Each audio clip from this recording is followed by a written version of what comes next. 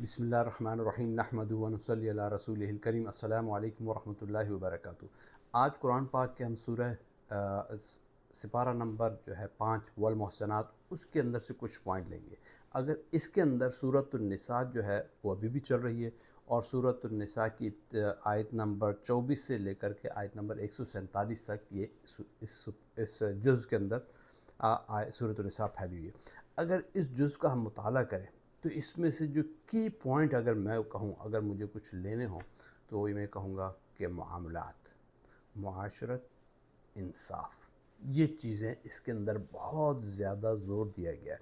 चाहे वो मामलात हकूमती लेवल के हों, या निजी लेवल के हों, या माशरती लेवल के हों, इसके अंदर आपको एक के बाद दूसरी आयत के अंदर आपको बार बार इसका तज़किरा मिलेगा कि इंसाफ करना है। जैसे अगर हम आयत नंबर 32 और 33 को लें, तो इसमें हमें बताया गया है कि विरासत के बारे में, अगर माँ बाप मर जाएं तो उनके पीछे जो उनका पैसा है, उनका तुरका है जो छुटा हुआ है, तो उसको जो है इंसाफ के साथ तकसीम करना है। अगर उन्होंने किसी के साथ अहद पैमान किया हुआ है, किसी से कर्ज़ा लिया हुआ है, किसी को पैसे देने, तो पहले उसका कर्ज़ा वापस करो।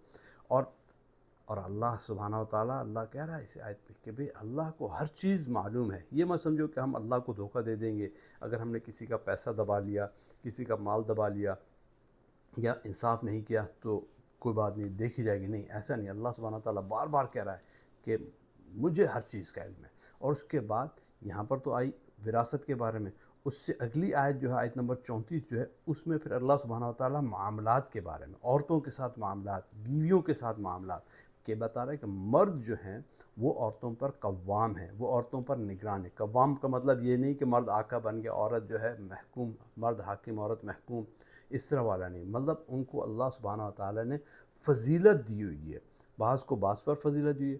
और क्योंकि वो औरतों के ऊपर, अपनी बीवियों पर ख़र्चा करते हैं, उनको ख़र्चा पानी देते हैं, उनकी टेक केयर करते हैं, और जो नेक औरतें हैं और जो फर्माबरदार औरतें हैं उनकी, वो उनकी गैर हाज़िरी में हयादार, पाक दामन रहती हैं और अपनी हिफाजत करती हैं, और उन्होंने अपने आप को अपने मर्दों के लिए रखा हुआ है। तो अल्लाह सुब्हाना व तआला कह रहा है कि मर्द औरतों पर कव्वाम है, और अगर कोई औरत अपने शौहर की नाफरमानी कर रही है तो उसका तरीका भी बता दिया कि भाई तरीका ये है कि पहले तो ये करो कि उससे अलग हो जाओ, अपनी बीवी से बिस्तर अलग कर लो। फिर भी अगर वो बाज नहीं आ रही तो फिर आप उसके ऊपर थोड़ी सी सख्ती करो, और अगर तुम्हारी फरमाबरदारी करें तो उन पर फिर ज़्यादती नहीं करो, कोई रास्ता और कोई एक्विजिशन तलाश करने की कोशिश न करो। अगर औरत आपकी फरमाबरदार है तो खामखा उसके ऊपर इल्ज़ाम न लगाओ। और उससे आयत आगे जो है वो है कि सालिसी की, कि अगर दोनों के दरमियान कोई मसला हो जाए, मियाँ बीवी के दरमियान मसला हो गया, तो अब क्या करना चाहिए। मियाँ बीवी के दरमियान मसला हो गया तो एक बंदा शौहर की तरफ से, एक बंदा मर्द की तरफ से लेकर के उनको सालिस मुकर्रर करें, और ताकि वो फ़ैसला कर सके। क्योंकि ऐसा होता है कि दोनों तरफ से जज्बात होते हैं, शौहर भी जज्बाती, औरत भी जज्बाती हो रही है, तो बेहतर यही है कि एक एक सालिस ले लें ताकि मामले को एहसन तरीके से निपटाया जा सके। और उसके बाद वाली जो आयत है, आयत नंबर 36 में, उसमें वालदैन और रिश्तेदारों के साथ हुस्न सलूक की, वालदैन के साथ आगे आएगा, 15वें सिपारे में भी हम पढ़ेंगे। तो यहाँ पर भी है कि वालदैन जो हैं उनके साथ हमने हुस्न सलूक करना है। कि पहले अल्लाह कह रहा है कि अल्लाह की इबादत करो, उसके साथ किसी को शरीक मत बनाओ, हुकूक अल्लाह की बात कर दी। उसके बाद हुकूक लिबाद की बात कर दी कि माँ बाप के साथ अच्छा सलूक करो, कराबतदारों के साथ अच्छा सलूक करो, यतीमों के साथ, मिस्कीनों के साथ, इवन हमसायों तक को नहीं छोड़ा। हमसायों के साथ, चाहे अजनबी हमसाया हो, आपका नेबर हो, आपका पड़ोसी हो, उनके साथ, और मुसाफिर जो, उन सब के साथ जो है अल्लाह सुब्हाना ताला हमें हुक्म दे रहा है कि अच्छे सलूक का हमने, अच्छा सलूक इख्तियार करना है, अच्छा रवैया इख्तियार करना है। और उसके बाद आगे चलें, आयत नंबर 59 के अंदर अल्लाह सुब्हाना व तआला इंसाफ के ऊपर ज़ोर दे रहा है, और ये हमारे हुक्मरानी के लिए है। पहले अल्लाह कह रहा है कि मोमिनो, अल्लाह की और उसके रसूल की फरमाबरदारी करो, अतीउल्लाह व अतीउर रसूल, ठीक है ना, ये आ गया। और उसके बाद कह रहा है कि तुम में जो साहिब हुकूमत हैं उन, तो वो भी जो है अल्लाह की तरफ से रुजू करें। और इंसाफ के ऊपर बार बार, जैसे मैंने कहा कि पाँचवा जुज़ जो है वो मामलात मामलात मामलात मामलात के बारे में बात कर रहा है।